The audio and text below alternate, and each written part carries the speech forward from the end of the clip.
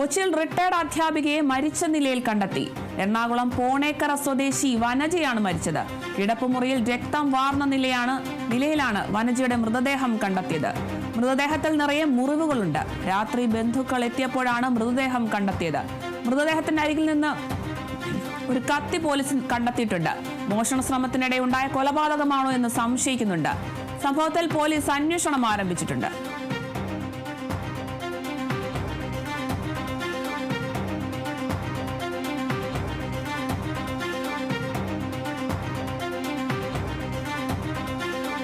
കൊച്ചിയിലാണ് റിട്ടയർഡ് അധ്യാപികയെ മരിച്ച നിലയിൽ കണ്ടെത്തിയിരിക്കുന്നത്.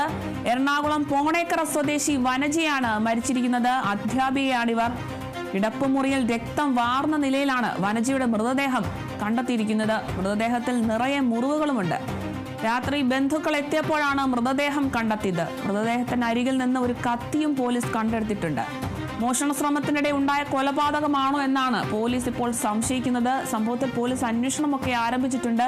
കൊച്ചിയിലാണ് ഇത്തരത്തിൽ അധ്യാപികയെ മരിച്ച നിലയിൽ കണ്ടെത്തിയിരിക്കുന്നത്. കിടപ്പുമുറിയിലാണ് അധ്യാപിക മരിച്ച നിലയിൽ കണ്ടെത്തിയിരിക്കുന്നത്. തൊട്ടടുത്തായി ഒരു കത്തിയും കണ്ടെത്തിയിട്ടുണ്ട്. ദേഹമാസകലം മുറിവുള്ള നിലയിലാണ് മൃതദേഹം കിടക്കുന്നത്.